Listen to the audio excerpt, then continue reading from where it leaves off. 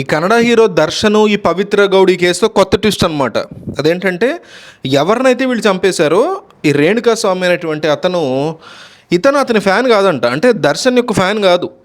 అతనికి ఒక భార్య ఉంది, 3 నెలలు కడుపుతూ ఉంది ఆ అమ్మాయి. పాపం ఇప్పుడు ఆ అమ్మాయి మీడియా ముందు చెప్పింది కొద్దిసేపటి క్రితం, అసలు మా ఆయన ఈ దర్శన్ అనేవాడు ఫ్యానే కాదు, ఏడాది నుంచి మేము కలిసి ఉన్నాం, ఏడాది క్రితమే అయింది మా పెళ్ళి, సో ఫ్యాన్ అయితే కాదు. కాకపోతే ఇతను ఏం చేశాడంటే ఇలా చనిపోయినటువంటి చంపబడ్డ అతను పవిత్ర గౌడికి మాటిమాటికి ఎక్కడ పడితే అక్కడ మెసేజ్లు పెట్టడం, ఆ అమ్మాయి ఇంటికి వెళ్ళి హితబోధలు చేయడానికి ట్రై చేయడం, నువ్వు ఎందుకు ఆల్రెడీ పెళ్ళైనటువంటి మగాడి ఇదిలో ఉంటున్నావు, నువ్వు కరెక్ట్ విధానంలో లేవు అంటూ కూడా అమ్మాయిని ఎంతసేపు హెరాస్ చేయడం. అసలు ఇతనికి సంబంధం లేని, ఇతనికి ఏమాత్రం అవసరం లేని, ఇతను ఏ రకంగా కూడా రిలేటెడ్ కానటువంటి అంశంలో చేతులు, కాళ్ళు, మూతి, ముడ్డి అన్నీ పెట్టి దూరి ఈరోజు చచ్చి డ్రైనేజ్లో దొరికింది అతని శవం.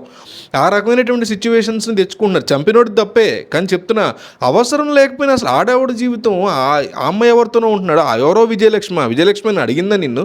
దర్శన్ వైఫ్ ఏమైనా వచ్చి బాబు నాకు న్యాయం చేయను, ఆయన పవిత్ర గౌడ్తో తిరుగుతున్నాడు నా మొగుడని చెప్పి నీకు చెప్పిందా?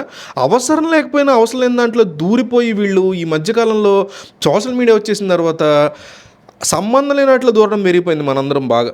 సో ఈ కథలో ఆఖరి నిమిషంలో బయటపడినటువంటి ట్విస్ట్ ఏంటంటే ఈ కోర్టు హాల్ రూమ్లో వచ్చినటువంటి ఎవరైతే ఆ రేణుకాస్వామి భార్య ఉంటుందో ఆమె చెప్తోంది ఇదంతా. అసలు మా ఆయన ఈ హీరోకి ఫ్యానే కాదండి బాబు, ఆ పవిత్ర గౌడ్ అకౌంట్లో ఎన్ని కెలుపుతూ చూస్తూ ఉంటాడు. ఆ గ్యాప్లో అమ్మాయి పోస్ట్ ఏదైతే పెట్టిందో దర్శన్ది నాది 10 సంవత్సరాల బంధం అనేసి ఆ అమ్మాయి పోస్ట్ ఏదైతే పెట్టిందో దానికి మా వాడికి కోపం వచ్చి ఈ రకంగా రియాక్ట్ అయినట్టుగా మనకి అనిపిస్తోంది తప్ప వీళ్ళిద్దరి మధ్య అసలు ఫ్యానిజము లేదు, వంకాయ లేదు. మా వాడు అసలు ఎవరికి ఫ్యాన్ కాదు, సినిమాలే పెద్దగా చూడ్డు. ఎంతసేపు ఆడవాళ్ళని ఎంత బాగా ఉండాలి, వాళ్ళ జీవితాలు ఎంత అద్భుతంగా ఉండాలి, ఆడవాళ్ళు ఏం తప్పులు చేస్తున్నారు, ఏ రకమైనటువంటి బట్టలు వేసుకుంటున్నారు, ఈ పనికి మాలిన విషయాలు ఇన్వాల్వ్మెంట్ ఉంటుంది కొంతమందికి. అవసరం లేనటువంటి అంశాలు అందుకే చెప్తాను. అన్నిసార్లు అవసరం లేదని వర్డ్ వాడడానికి కారణం అదే.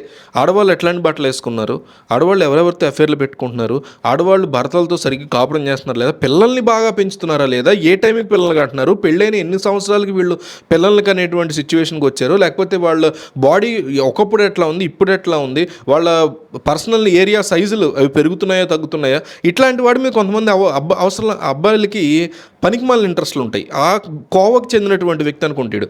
మొత్తానికి అక్కడెక్కడో వాళ్ళ ఊరు నుంచి బెంగళూరుకి పిలిపిస్తే దర్శన్ ఎగేసుకుంటూ వెళ్ళాడు. అంటే ఫోన్లో ఆర్గ్యుమెంట్స్ జరిగే వీళ్ళకి. ఏం చెప్పిందంటే ఈ పవిత్ర గౌడు దర్శన్కి చెప్పింది, ఇట్లా బలానోడు హెరాస్ చేస్తున్నాడు అబ్బా నన్ను, ఆడు నీ ఫ్యాను, మరి నీ ఫ్యాన్ ప్రెసిడెంట్ అని కొంతమంది అంటారు, నాకైతే తెలియదు, కానీ రాత్రి పగలు టార్చర్ పెడుతున్నాడు, మెయిల్స్ పెడుతున్నాడంట, డిఫరెంట్ అకౌంట్స్ నుంచి కామెంట్స్ పెడుతున్నాడంట, డిఫరెంట్ అకౌంట్స్ నుంచి ట్విట్టర్లో ట్వీట్లు వేస్తున్నాడంట.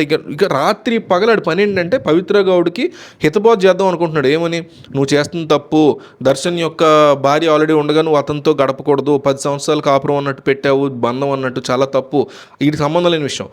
అమ్మాయిని హెరాస్ చేస్తున్నాడు. ఇప్పుడు దర్శన్ ఆల్రెడీ పెద్ద ఎదవని, చాలా ఎరగెంట్ ఫెలో అని మనం మాట్లాడుకున్నాం మొన్న వీడియోలో.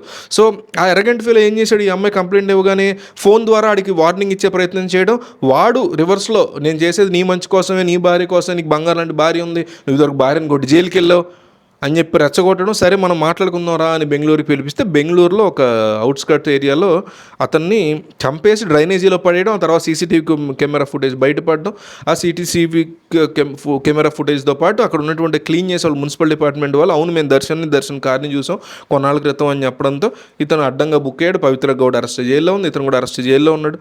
సో ఎవరికి పట్టింది ఇది, ఏ రకంగా వీళ్ళు ఉపయోగపడతారు, వాళ్ళు ఉపయోగపడ్డారా? పోనీ సమాజం గురించి వీళ్ళు పీకేది ఏం లేదు, బొంగు వదిలేండి.